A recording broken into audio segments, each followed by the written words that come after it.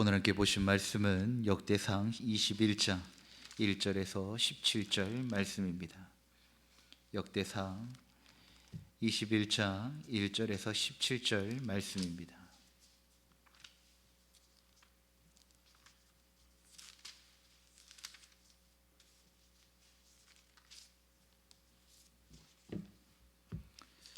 하나님의 말씀을 한 절씩 교독하겠습니다.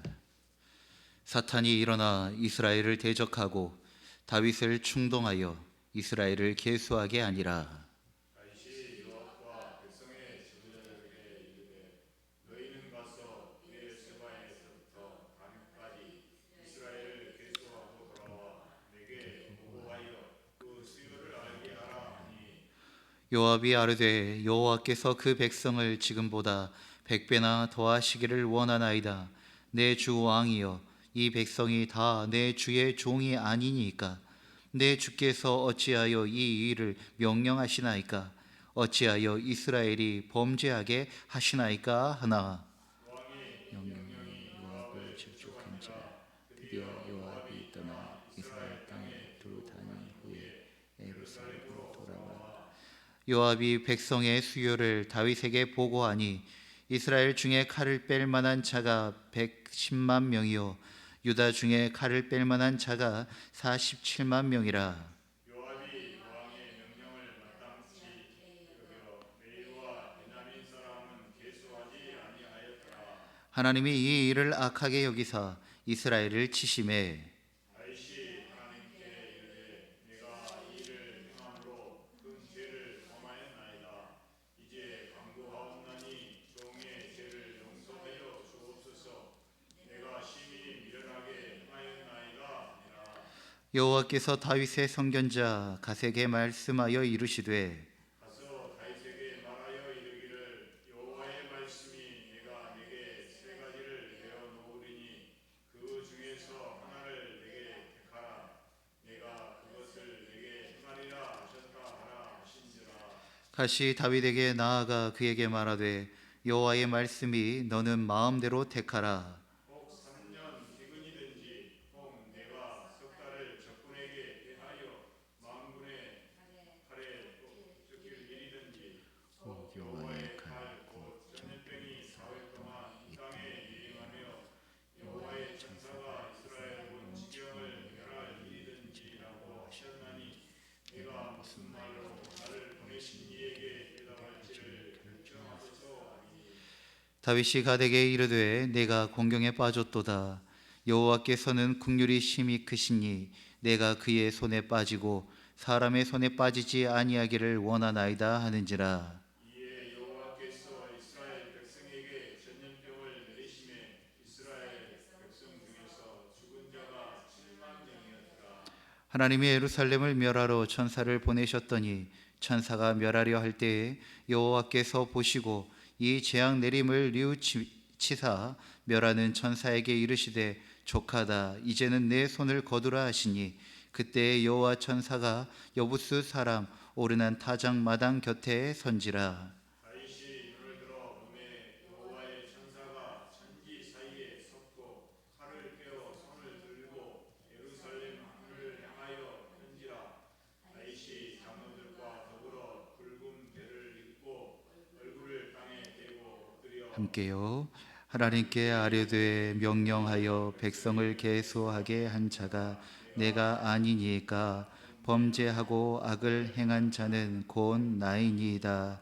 이 양떼는 무엇을 행하였나이까? 정하건대 나의 하나님 여호와여, 주의 손으로 나와 내 아버지의 집을 치시고 주의 백성에게 재앙을 내리지 마옵소서 하니라.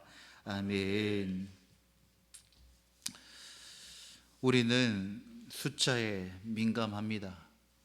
성적표의 숫자, 계좌의 숫자, 또 SNS의 팔로우 숫자, 교회 출석의 인원, 헌금의 액수, 이 숫자들이 우리의 가치를 말해주는 듯하지만 숫자는 실체가 아니라 도구입니다. 오늘 본문에 다윗이 숫자를 세기 시작합니다. 군사의 수, 전쟁의 승리를 가늠하기 위한 계산이었습니다. 하지만 지금까지의 그 전쟁의 승리는 주님께서 함께 하셨고 주님께서 그 전쟁을 취하셨기 때문에 승리가 있었던 것이지 군사의 수나 그 군사력에서 시작되었던 것이 아니었습니다. 하나님은 그의 행위를 죄로 여기셨습니다. 왜일까요? 그 중심에 하나님을 의지하지 않고 사람의 수를 의지하는 그런 교만이 생겨났기 때문입니다. 1절부터 6절의 말씀에 보니 숫자를 의지할 때 넘어지는 다윗의 교만함의 모습이 드러납니다. 다윗이 넘어집니다. 다윗도 넘어집니다. 다윗은 하나님께서 주신 승리 이후에 자신의 군사력을 점검하려 했고 이는 하나님보다 자신의 힘을 의지하려고 하는 태도였습니다. 본문 1절에 사탄이 일어나 다윗을 충동했다라고 시작하고 있습니다. 악한 영이 은밀하게 다윗의 마음을 흔들었던 것입니다. 이 나라의 힘이 얼마나 되는지 확인해 봐라. 너의 왕권을 확인해 봐라. 이에 다윗은 전국 인구 조사를 시행하라고 명령합니다. 그의 부하 요압이 즉시 반대합니다. 왕이여, 왜 일을 하려고 하십니까? 왜 이스라엘 백성들에게 죄를 짓게 하려고 하십니까? 그러나 그 다윗은 충언을 듣지 않습니다. 고집합니다. 왜 고집했을까요? 하나님의 주신 나라를 자신의 노력과 권력으로 지킨다고 착각했기 때문인 것입니다.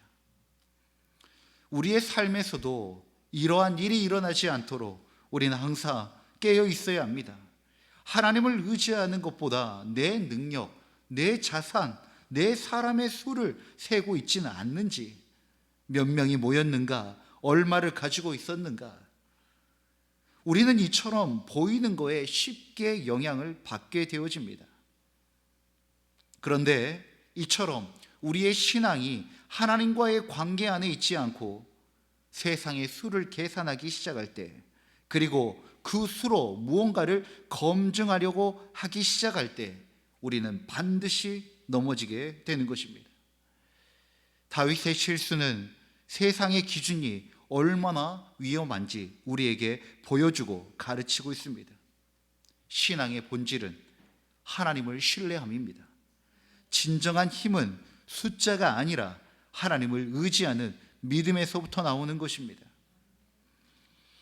역대상 앞선 18장부터 20장에서는 다윗이 군사 정복을 통하여 대적들을 쳤습니다. 이 치다라고 하는 단어가 나카라고 하는 히브리어입니다. 그런데 이번에는 슬프게도 하나님께서 전염병으로 이스라엘을 치십니다. 나카입니다. 하나님은 다윗의 행위를 악하게 여기셨습니다. 7절 말씀에 하나님이 이 일을 악하게 여기사 이스라엘을 치셨다라고 말씀하고 있습니다. 그제서야 다윗이 깨닫고 고백합니다. 8절 말씀에 내가 이 일을 행함으로 큰 죄를 범하였다라고 고백하고 있습니다. 사무엘서에서도 인구조사에 대한 내용이 나오는데 이 사무엘서에서는 인구조사 후에 다윗의 마음이 그를 쳤다라고 설명하고 있습니다. 이것은 회개의 마음을 주신 하나님께서 그 마음 가운데 양심을 자극하게 하셔서 그 회개의 마음을 주셨다라는 것입니다.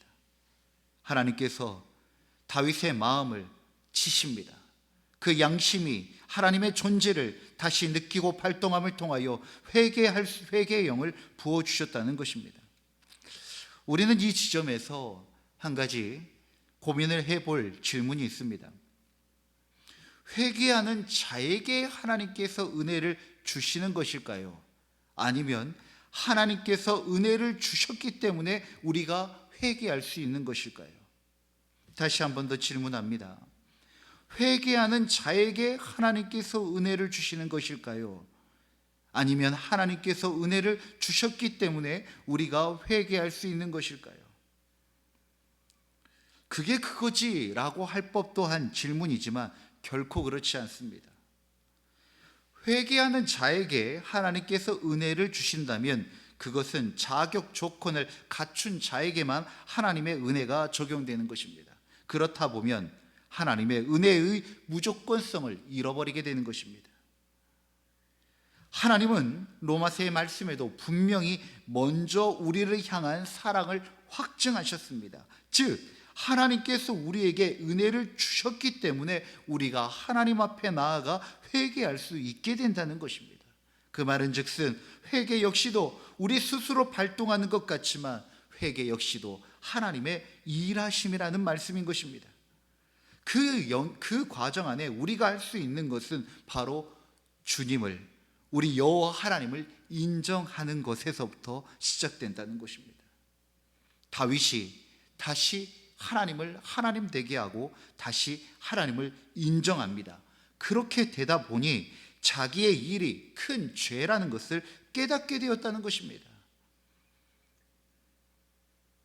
하나님이 그 마음에 부재가 일어나기 시작할 때 자기가 행한 일이 죄인지 아닌지도 모르고 그것을 행하였지만 그의 마음 가운데 다시 하나님을 인정하기 시작하니 자신이 행하였던 인구의 조사가 악이고 하나님 앞에 범죄한 죄임을 알고 하나님 앞에 회개하였다는 것입니다. 사랑하는 성도 여러분, 우리는 하나님을 인정하기 시작하고 하나님의 말씀을 붙들기 시작할 때 우리의 삶 안에 어그러져 버렸던 그 하나님의 질서가 회복되어지기 시작하고 하나님의 구원의 견인이 다시 시작되어지는 것입니다. 하나님을 인정하는 것이 그 모든 신앙의 시작인 것입니다. 하나님은 선지자 갓을 통하여 선택지를 줍니다. 3년의 기근을 선택할 것인지 3개월 동안 적군에게 쫓길 것인지 3일간 전염병을 얻을 것인지 선택권을 줍니다. 하나님께서 이처럼 다윗에게 선택권을 준 이유는 죄에 대한 자각과 책임을 요구하기 위함입니다. 또한 다윗이 하나님과의 관계에서 어떤 선택을 할지 시험하는 과정이기도 합니다. 다윗은 인구조사라고 하는 사람의 손을 선택했지만 이번에는 이 하나님의 징벌을 선택하는 그 과정에서도 하나님의 손을 상징하고 하나님께 긍휼을 구할 수밖에 없는 세 번째 3일 전염병을 택한 것입니다. 이는 하나님에 대한 신뢰가 회복되었다는 것을 말하고 있습니다.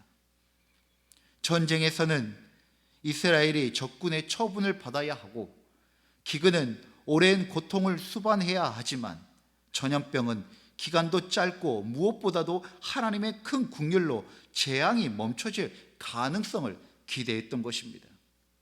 그래서 다윗은 13절에 그렇게 고백합니다. 내가 공경에 빠졌도다. 여호와께서는 긍휼이 크시니 그의 손에 빠지고 사람의 손에 빠지지 않기를 원하나이다. 이것은 그의 선택은 인간의 힘보다 인간의 처벌보다 하나님의 긍휼에 맡기는 신앙적 결단을 가지고 이 세 번째의 것을 선택했다는 것입니다. 사랑하는 성도 여러분, 죄를 짓지 않는 사람 없습니다. 하나님 앞에 어떤 이가 완전 무결하게 설 수 있는 자가 어디 있을까요? 그러나 중요한 것은 죄를 지었을 때 어떻게 반응하는 것이 더 중요하다는 것입니다. 하나님을 다시 인정하여야 합니다. 그때 하나님께서 죄를 깨닫게 하시고 우리에게 회개의 영을 부어주셔서 다시 하나님과 이어지게 하시고 하나 되게 하시고 생명 가운데 거할 수 있는 은혜를 더하여 주신다는 것입니다. 이렇게 다윗의 선택대로 하나님은 전염병을 내리십니다. 3일 동안 7만 명이 죽습니다. 그런데 예루살렘이 멸망하려고 하는 그 순간 하나님은 멸하는 천사를 향하여 이제는 족하다라고 말씀하십니다. 그때 다윗이 엎드립니다. 아유, 드디어 하나님의 징벌이 멈췄다라고 그냥 이렇게 그 평안을 얻는 것이 아니라 다윗은 하나님께 엎드려 범죄하는 자는 나입니다. 이 백성은 무엇을 행하였습니까? 나와 내 아버지의 집을 치시고 이 백성은 재앙을 당하지 않게 하여 주시옵소서라고 기도합니다. 바로 여기서 다윗이 참된 리더였음을 알 수 있습니다. 하나님께서 세우신 그 기름 부으심에 대하여 그것을 경각심을 가지고 알고 책임을 피하지 않고 자신의 잘못했음을 하나님 앞에 고백하고 있다는 것입니다. 남 탓하지 아니하고 나의 잘못 때문이니 나에게 그 책임을 물으시고 이 백성들을 살려달라고 하나님 앞에 기도하고 있는 것입니다. 하나님은 그 진심의 기도를 들으시고 긍휼히 여기시고 재앙을 멈추시고 다시 은혜를 더하여 주십니다. 참된 리더는 자신의 선택의 무게를 인식하는 사람입니다. 그냥 나 한 사람 그렇게 하면 될 수 있지만 그 선택을 통하여 얼마나 많은 사람들에게 영향력을 미치는지 그 무게감을 인식하고만 있다면 우리는 좀 더 나은 선택, 하나님이 기뻐하시는 방향들로 나아갈 수 있다는 것입니다. 또한 그 책임을 회피하지 않고 감당해 나아가는 것이 하나님의 기름 부음 받은 자들의 삶이라는 것입니다. 우리의 자리가 높아질수록, 우리의 영향력이 넓어질수록 우리의 말과 선택이 단지 개인의 차원이 아니라 공적인 책임을 가지게 됨을 기억하시고 더 지혜롭게 하나님이 기뻐하시는 삶을 선택하며 나아가는 우리 모두가 되어지기를 간절히 소망합니다. 우리는 우리의 가족과 공동체와 교회를 위한 중보자가 되어져야 합니다. 공동체의 아픔 앞에 외면하지 않고 무릎 꿇고 회개하며 하나님의 긍휼을 구하는 사람이 되어야 합니다.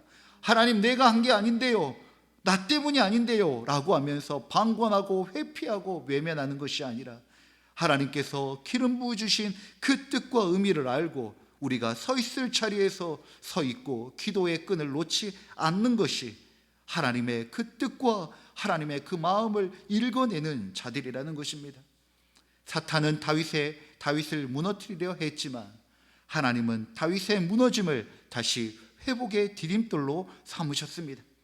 다윗은 교만했지만 회개하였고 중보했고 그것을 통하여 하나님은 긍휼을 베풀어 주셨습니다. 오늘도 실수한 자를 회복시키시는 하나님, 넘어진 자를 일으키시는 하나님을 바라보시기를 간절히 소망합니다. 그리고 다시금 하나님을 의지하며 믿음의 길로 나아가십시오. 하나님의 긍휼이 오늘도 우리를 새롭게 합니다. 기도하겠습니다.